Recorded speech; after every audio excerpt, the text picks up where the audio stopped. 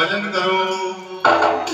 धीरस्तिमान सरोदरे विमते त्यजत्वाम् जाया सुधा दिशुदा ममता विमुंच।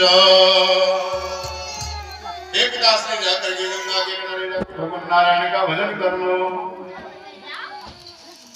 गोकर्ण जी महाराज ने प्रणाम किया पिता को, पिता आशीर्वाद देकर के महाराज आत्मदेव नाम के ब्राह्मण गंगा के किनारे भगवान बांकी बिहारी का भजन करने लगे। बांकी बिहारी दूर करो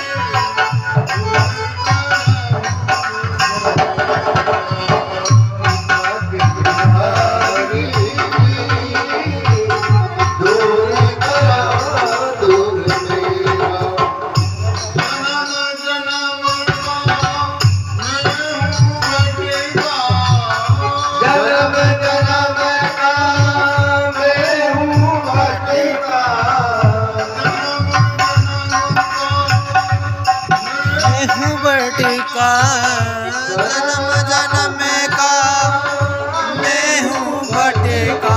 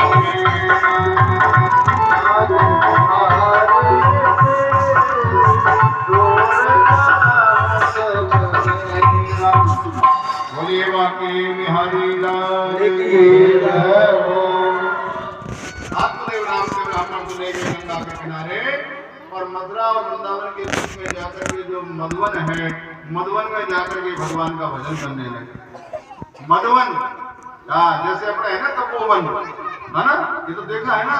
उसी प्रकार का यमुना के किनारे वृंदावन और मथुरा के बीच में जो संयोग की जो जगह है, उस जगह का नाम है मधुवन। यानी अब तो नहीं है वो चीजें, पर आज से 40 साल पहले जब हम रहते थे उस जमाने में थी, है ना। अब तो क्या सारा आधुनिक हो गया, बड़े बड़े होटलें बन गई जगह जगह हुआ थे। और मधुवन में चले गए और मधुवन में जाकर के भगवान का भजन करने लगे। आत्मदेव नाम का धुंधकारी अपनी माँ से कहने लगा, बोले माँ मुझे धन दो, पैसा दो, क्योंकि वैश्याओं के पास जाना है। माँ कहने लगी, बोले बेटा अब तो मेरे पास कुछ भी नहीं है, जितना भी धन था ना वो सब मैंने तुमको दे दिया है और तुमने ले जाकर के उनको दे दिया वैश्याओं को। अब कहाँ है मेरे पास?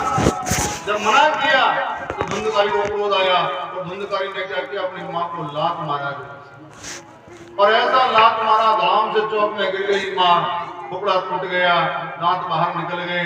अब तो माँ कहने लगी, अरे बोले इससे तुरंत भी होना ही अच्छा था, कहाँ जाऊं, कहाँ रहूं, कैसे रहूं, कहाँ जीने देगा मेरे को, कहाँ रहने देगा। माँ दुखी हो गई और जाकर के गांव के बाहर जाकर के सूखे कुएं में, हाँ, उसमें जब नहीं का सूखा कुआ था, तो सूखे कुएं में जाकर के गिर गई, मर गई, प्राणांत कर लिया बेचारी ने। कौन कैसे बचे? पिताजी चले गए वहां मधुवन में, माताजी चले गई कुएं में। गोकर्ण जी महाराज ने विचार किया, बोले हम ऐसे क्या करें। गोकर्ण जी महाराज यात्रा करने चले गए। अब तो धुंधकारी ने सोचा, बोले अब हमको वैश्याओं के पास में जाने की जरूरत नहीं है, तो बोले क्या करें। बोले अब तो ऐसा करो, इन 5 जो वेश्याएं ना जो प्रेम करती है मेरे से, इन सबको बुला करके मेरा ही मकान सुना है, मेरे घर पे ले आता हूँ। तो धुंधकारी नाम का जो ब्राह्मण का बालक था, जो उन वैश्याओं के पास में गया और वैश्याओं से कहने लगा, बोले देवो देवियों अब आपको यहाँ रहने की आवश्यकता नहीं है, अब तो आप सब मेरे मकान में चलो, भवन सुना है। अब तो वैश्याएं आ गई, वहां रहने लगी, उनके साथ में धुंधकारी ब्राह्मण का बालक रहने लगा। रहते रहते बहुत समय हो गया। आज वो वेश्याएं कहने लगी, बोले देखो हमारे लिए ये लेके आओ, वो लेके आओ, नाना प्रकार की सामग्रियां मंगाने लगी। धुंधकारी चोरी करते करते करते राजा के महलों में चला गया है। हाँ, राजा के महलों में चला, रानियां सोई हुई है अंतपुर में, जहाँ पुरुष नहीं जा सकता, रानियां ही रहती है। उस जगह का नाम है अंतपुर। अंतपुर में रानियां सो रही है, राजकुमारियां सो रही है, लेकिन ऐसा बड़ा चोर जो महाराज निकल करके महलों में चला गया अंतपुर में, और रानियों के यहाँ पर मुकुट रखे हुए हैं, बाजूबंद रखे हुए हैं, हमें रखे हुए हैं, उन सब सोना आभूषणों को ना रखा हुआ है, सबको कोट में बांध लिया और कोट में बांध करके दबा करके कूद करके बाहर आ गया। ले आए रानियों के वहां से चुरा करके जितने भी, हाँ है ना आभूषण, ऐसा चोर, और ला करके महाराज जाकर के अपनी पत्नियों को जाकर के दिया है, उनको दिया वैश्याओं को जाकर के। वैश्याओं ने जैसे खोला कोट को, कोट बंधी हुई है, अब कोट को जैसे खोला तो वैश्याएं डर गई, जितनी भी वैश्याएं सब डर गई और वैश्याएं कहने लगी, नहीं नहीं नहीं, ये आभूषण कोई साधारण नहीं है, ये तो महारानी जी का हार है, महारानी का हार हमने देखा, ये महारानी का मुकुट है। अरे राजा को पता लग जाएगा ना, तो राजा इसको तो मारेगा जो मारेगा, लेकिन साथ में हमको और मरवाएगा, हम और मैंने मारे जाएंगे, क्या करें।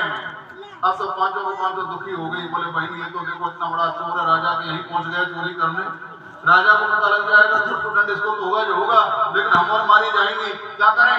एक कहने लगी, बोले बहन ऐसा करो, अब तो अपने पास में धन बहुत हो गया है, कि धन की कोट को लेकर के और सब यहाँ से भाग चले। दूसरी कहने लगी भाग के कहाँ जाओगी, ये इतना बड़ा पापी है, इतना बड़ा निशाचर है कि जहां भी तुम जाओगी ना वहीं से पकड़ के ले आएगा। हाँ, कोई छोटा मोटा नहीं, पता लगा लेगा, वहीं से ले आएगा, आपको तुरंत दे देगा।